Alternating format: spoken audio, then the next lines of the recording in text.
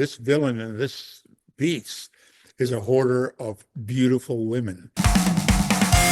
You're watching the Spotlight Network, starring Hollywood's newsman, Logan Crawford. They now believe a single member. He works with TV and film legends.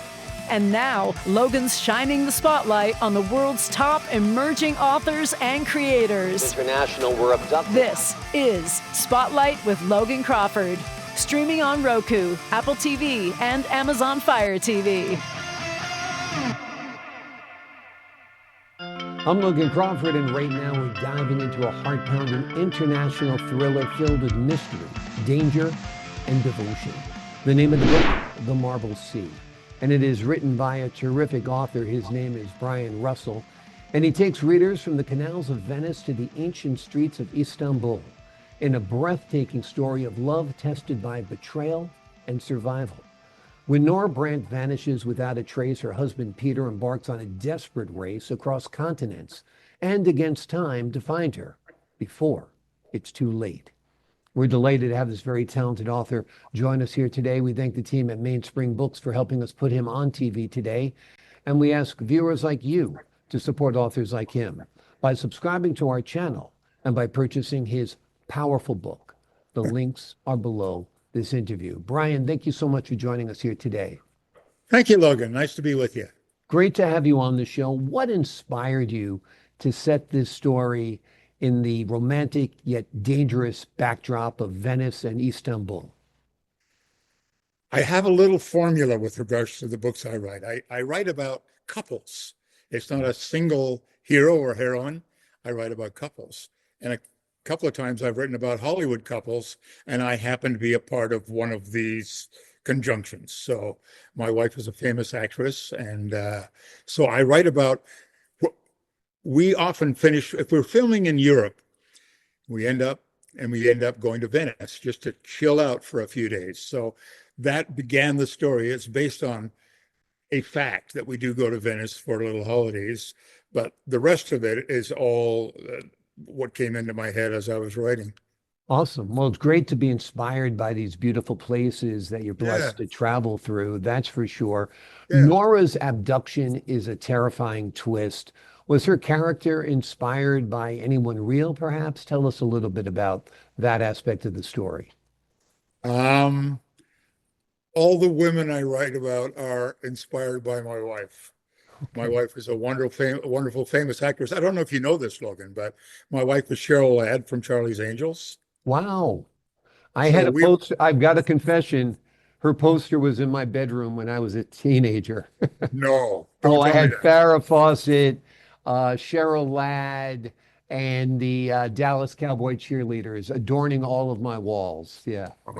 Well, good. And Jacqueline Smith too. I mean, huge. Who from our era wasn't a huge Charlie's Angels fan, right? But she becomes a great character, and I have a personality to use during my novels. So it's fun. Wonderful, wonderful.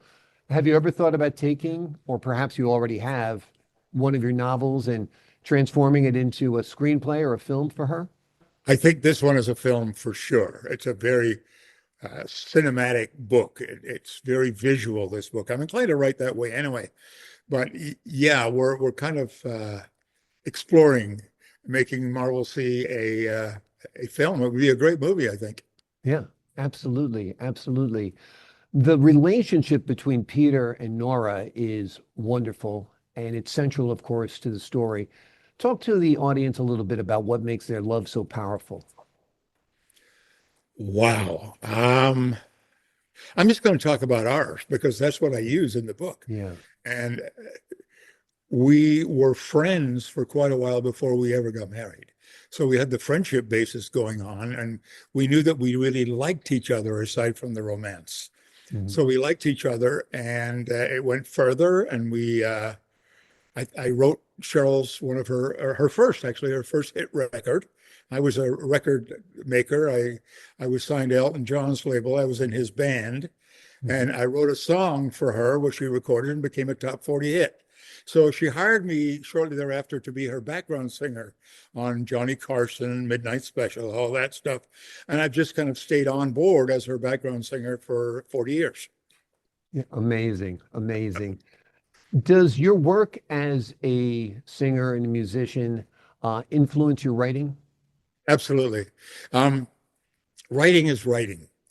And a book is a very, very, very long song, but it's the same art. It's the same thing. And not every writer is the same. We all have different processes, different disciplines on how to get through it. Mine is a kind of a cavalier approach to it in that I don't write the book in my head before I write it. Hmm. I come up with a couple of characters, have a location, and say, once upon a time. And from there on, it's whatever comes into my head. So instead of being a creator, I'm more of a messenger. Mm. Stuff comes to me on the great days, it just flows like butter. And it's just amazing when it's just coming from the messenger. And I'm just the reporter in that context and write the story. So every day for me is a complete surprise when I go to the computer and start to write. Amazing. And the prose that you write are quite lyrical, so I'd imagine that's part of the musical impact as well. That often when I write, I know I try to almost have a song in my head when I'm writing. Do you ever do a similar technique? Same process, exactly right. A, a, a song comes from inspiration. You Mm. get a line of lyric that usually comes with a line of lyric, and then you put a couple of notes to it, and then you're off. Yeah. Then the work process happens until it all fits together. But it's all about inspiration and being a messenger rather than thinking that I actually created all that stuff out of my heart. Yeah. No, it was sent to me. It's a gift. Wonderful. Wonderful. Well, it's quite a gift because this is quite a book. The book explores both beauty and brutality. How do you balance both those opposing forces? Well, the brutality is obviously fiction. The Mhm. love story is very personal because that's how I feel about my wife. Yeah. We've been together a long time, and one of her greatest characteristics, she's kind and she's a big star and all that kind of stuff. But the greatest thing about Cheryl is that she's fun, Hmm. and she's fun every day. And I hope that that transports into the book where the characters are really interesting because they're kind of fun. It's not all serious and dark clouds and terror and brutality, but they're fun characters. And it's a pleasure to kind of keep up with them and see what they're going to do tomorrow. Yeah, absolutely. Talk to us about writing the villain. What, in your opinion, drives someone to collect all things beautiful? That's a very good question. That's a kind of a complicated one. I think we all know people who are fanatic about being hoarders, whether they're hoarding toothpaste or hoarding other people. And this villain in this piece is a hoarder of beautiful women, and she's just one in a string. So he is villainous from the concept in which he lives. Hmm. The thing that makes him figure he can just steal a woman off the streets and she belongs to him now, and he will make her exactly what he wants, as he does in this book. He alters her, as you know, surgically and all that kind of stuff to make her perfect for him. Yeah, So this guy is truly crazy villainous. yeah, absolutely. Absolutely. I think one of the great villains of fiction, actually. It's quite a compelling character that you have created. Tell us a little bit about your writing career. Is it mostly novels? How long have you been writing? Tell us a little bit about your work. Cool. The books is fairly recent, actually, but I've been a writer since I was a teenager. And I was born in Scotland. I was born in Edinburgh and lived there. And then we moved to Canada when I was about 11 years old.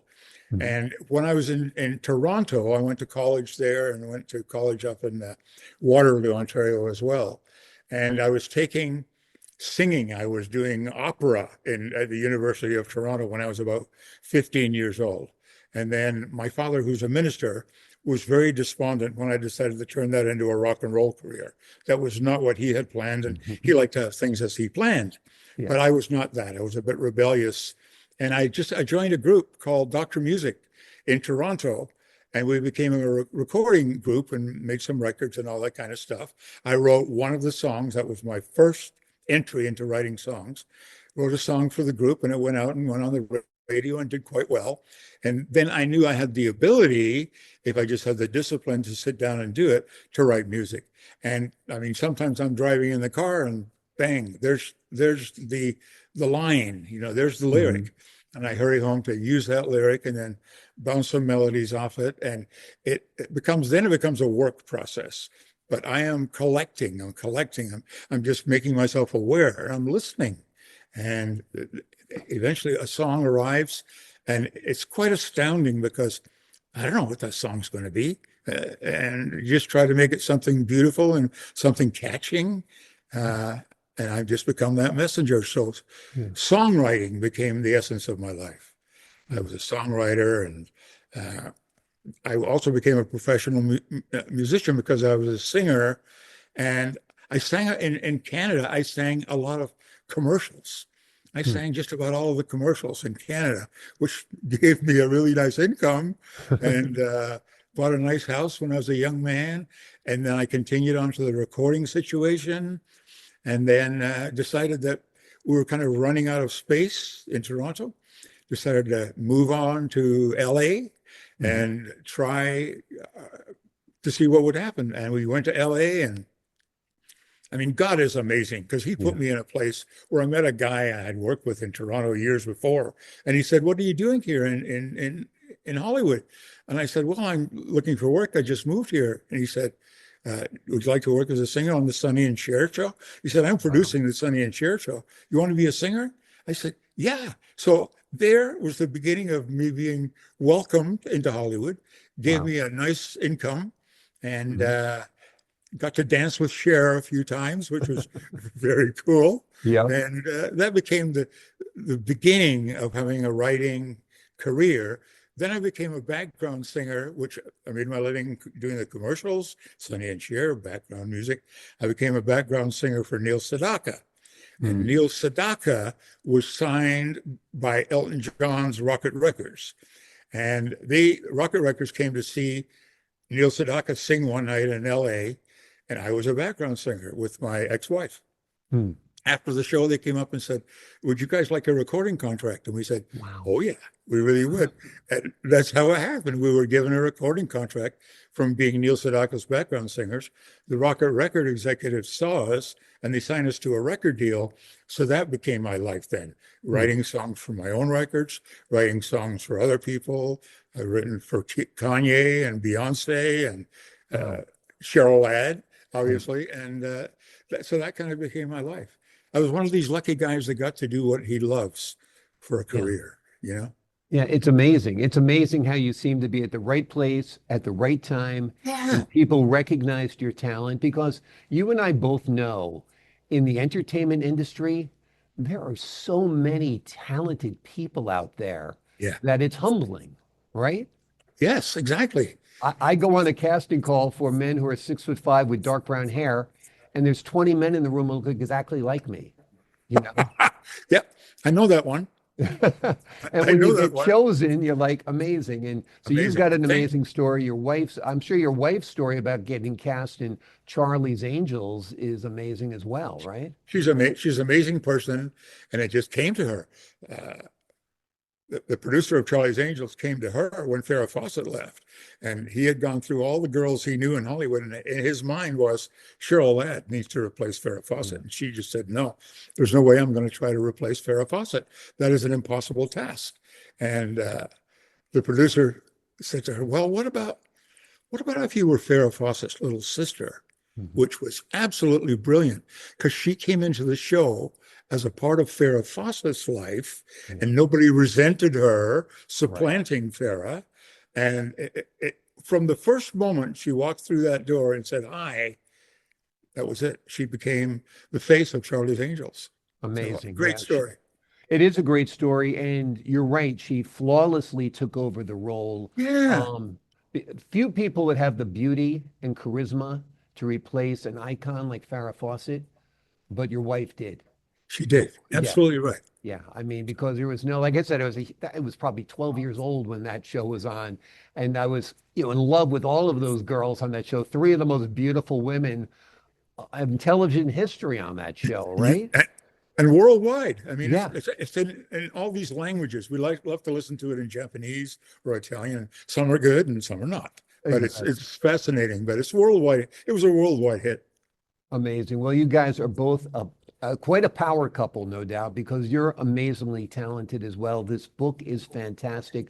Folks, the name of the book is The Marble Sea. It is a haunting journey through love, danger, and the power of human spirit to endure against impossible odds. Brian, thank you so much for joining us here today. Logan, you made it fun. I appreciate it. I appreciate your time, your insight, your candor, your wisdom, and your wit. To the folks at home, I'm Logan Crawford, thanking you for your time this time. Until next time. Thank you so much.